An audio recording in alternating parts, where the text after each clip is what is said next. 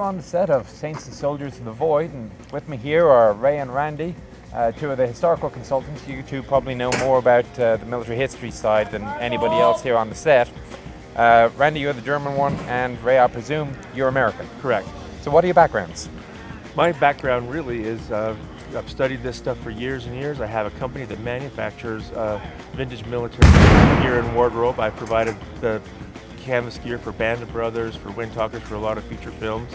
And I also have known Ryan for a lot of years, and so we work together on a lot of projects.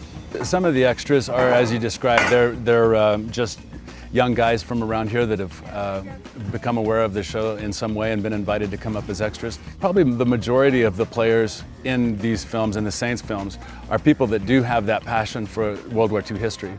So a lot of them are coming with their own uniforms and their own gear and their own knowledge base, and they look forward to these films. And it's generally highly regarded in the history community as having an authentic texture that you can't really put your finger on why it's different, but there's a little element of authenticity in the Saints films that people really appreciate, I think. It has some good stories, I bet. Good stories? Yeah, I got some of those, got some not so good ones as well. I've personally observed over the last 15, 20 years, I guess, of interfacing with the public, that the basic knowledge has risen dramatically. People can walk up to this tank now and know that it's a Panzer III, and they know that because of playing many of the World War II games. There's one game in particular called World of Tanks. I've played it enough to know that it would be way too fun, and that would probably where I'd spend the rest of my days. I started playing and I just got super addicted. You know, we've trained actors to shoot who have never had experience with firearms, but they'll play a video game, and I'll say, okay, well, this is, you take your M1 Garand, you load it like this. So, yeah, I've seen this before. I've done it a million times. So I got in the tank my first day, and I'm just surrounded by all these gears and levers and pulleys, and all of a sudden we start rolling. We're filming, right? And I'm like, oh yeah, I'm just playing with stuff, and all of a sudden the turret just goes, and like, yeah, whoa, whoa, whoa, whoa. And so, you know, I almost knocked out a few gaffers and cameramen doing that. So that was interesting. But no, eventually I was like, hey guys, we should probably get a lesson. Have either of you two been around armor before? No. No, not really. It's very unforgiving, we found out. Yeah. Well, especially you as the loader. I presume you get to slam a couple of rounds in. I do get to slam a few. Show us your hands. Well, yeah.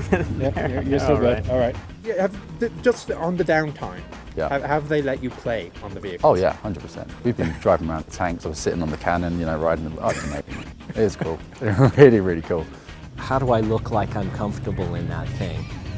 Yeah. And as we figured out, you don't. You just deal with it. You get in, you get your bruises, and you know that where you're going to get your bruises and what's going to hurt, and that's kind of part of it. Secret to working in a tank with a bunch of guys is fresh mint. You gotta chew some of this stuff so you don't offend anyone with your halitosis.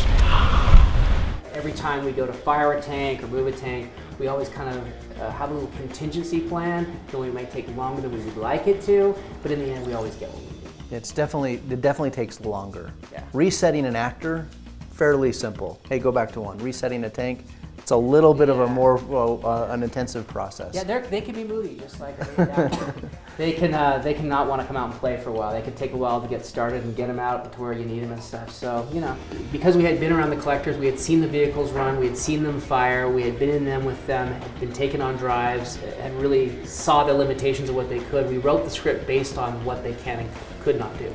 So I think we've done everything we wanted to do. When you're moving around and you're going to fire this thing, it's going to be really loud, it's going to be frightening. You can just imagine what it would be like, and I think that the audiences will get a taste of that for themselves, and at the same time tell a good story that has something to take away from people. Okay, so you play a German woman. A German woman, yes. A German woman whose husband has escaped from the German military. Along comes this, imposing force. My character's purpose in the overall scheme of things is just to indicate the kind of character that you've got with Atwood and Sims and the kind of people they are. Because here there's this young family in a really desperate situation, and they're obviously they've got control and power, and so I think it really gives some insight into their characters about how they treat us. They could decide to become, violent or brutal, or they could be like animals, but they decide not to. And that's what is important to us, is to show that you can still keep your humanity even in the middle of war.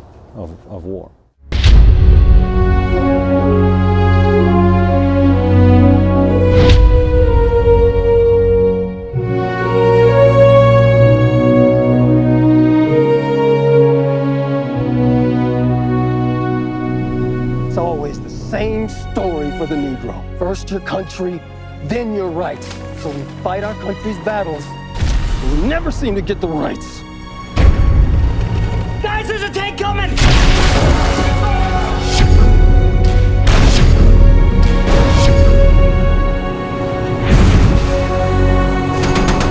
we got Germans on the way! If we want a fighting chance, it's gonna have to be you and I up there. Sims, we're gonna do this or not?